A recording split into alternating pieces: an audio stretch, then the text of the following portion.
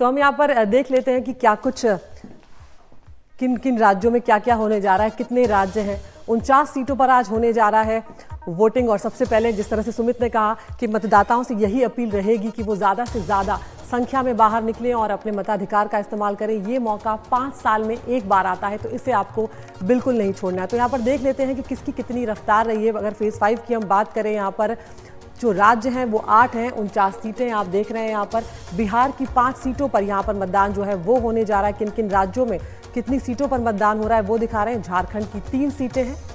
जम्मू कश्मीर की बात की जाए तो यहाँ पर 1 सीट पर मतदान जो है वो हो रहा है। पिछली बार श्रीनगर में रिकॉर्ड मतदान हुआ, ये हम जानते हैं।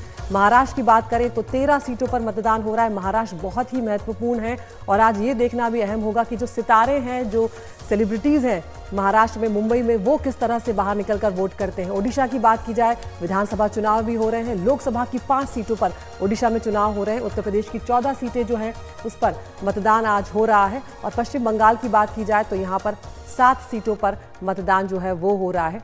इसके अलावा अगर हम बात करें 2019 की जो फेज़ 5 के नतीजे थे, तो हम आपको बताएं यहाँ पर एनडीए जो है उसमें आप देख सकते हैं कि 39 सीटों पर एनडीए ने जीत दर्ज की थी, जो अपने आप में एक बहुत बड़ा आंकड़ा था। एक बड़ी जीत पिछली बार एनडीए की हुई थी, हम जानते हैं। इंडिया गठबंधन जो है वो 8 सीटों पर था। और अब इसको अगर हम और क्लैरिफाई करके बताएं और आपको तोड़कर बताएं तो बीजेपी 32 सीटों पर और कांग्रेस 1 सीट पर जीत यहां पर दर्ज कर पाई थी। तो इस तरह की स्थिति पिछली बार 2019 में थी और यही स्थिति जो है अब इसको किस तरह से कांग्रेस पार्टी या जो इंडिया गठबंधन है वो बदलता है, ये देखना बहुत महत्वपूर्ण होगा। कौन कौन सी ये जो फेज़ 5 है इसकी 5 स्टार्ट सीटें हैं वो भी आपको बता देते हैं।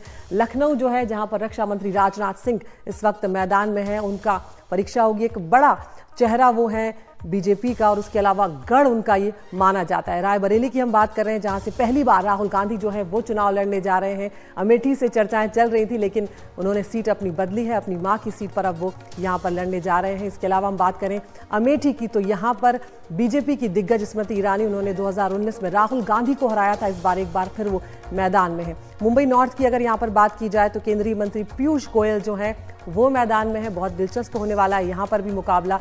किस तरह से मुंबई के वोटर वोट करेंगे इस पर भी नजर रहेगी।